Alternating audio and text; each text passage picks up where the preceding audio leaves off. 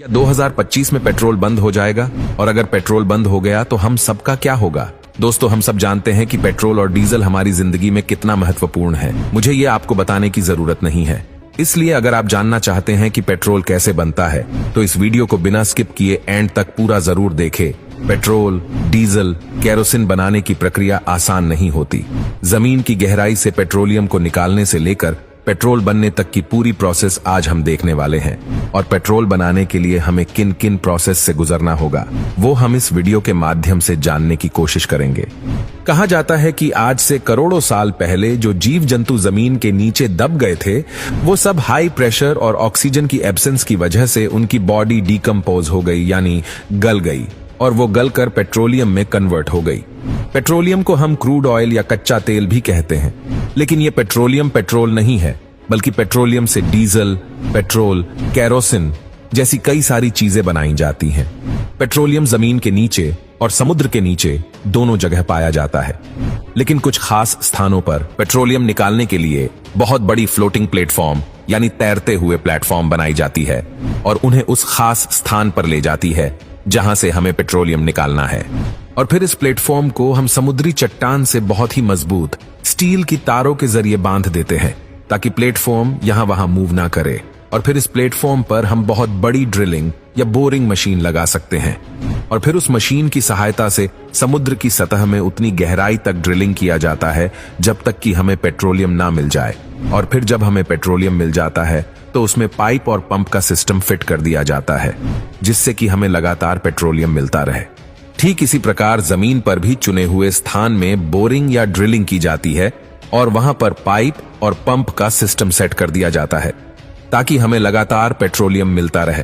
अब इस पेट्रोलियम को पेट्रोल डीजल में बदलने के लिए इसे रिफाइनरी में डिस्टिलेशन प्रोसेसेस के लिए भेजा जाता है।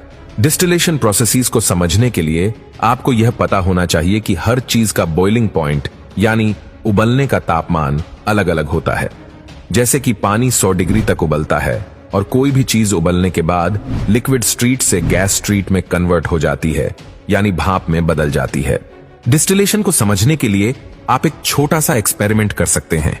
मान लो कि आपका कोई दोस्त आपको एक गिलास पानी में नमक घोल कर दे दे और आपसे कहे कि नमक और पानी को अलग अलग करो, तो आप क्या करेंगे? इसे आप डिस्टिलेशन की मदद से बहुत ही आसानी से अलग कर सकते हैं। बस आपको उस ग्लास के पानी को एक बर्तन में डालकर गैस पर गर्म होने के लिए रख देना है, क्योंकि पानी 100 डिग्री सेल्सियस पर उबलता है और नमक 1500 डिग्री सेल्सियस पर उबलता है। इसलिए कुछ ही समय बाद पानी उबलना शुरू हो जाएगा और वो भाप में बदलने लगेगा। अब भाप को इकट्ठा करने के लिए आप एक तिरछी प्लेट लगा सकते हैं पतीले के ऊपर। प्लेट भाप को इकट्ठा करके पानी की बूंदों में बदलती रहेंगी और वही पानी की बूंदें खिसक कर प्लेट के साइड में गिरती रहेंगी।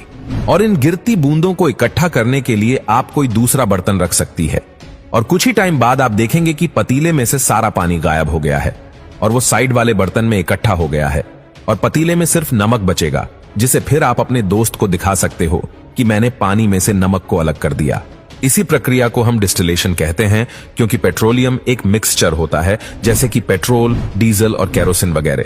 इसलिए हमें उसका डिस्टिलेशन करना पड़ता है। अलग अलग चीजें पाने के लिए पेट्रोलियम का डिस्टिलेशन करने के लिए पेट्रोलियम को बड़े बड़े कॉलम्स में भर दिया जाता है। इन कॉलम्स में कई सारे चेंबर होते हैं जिनमें अलग अलग चीजों को इकट्ठा किया जाता है ताकि कोई चीज आपस में मिक्स ना हो।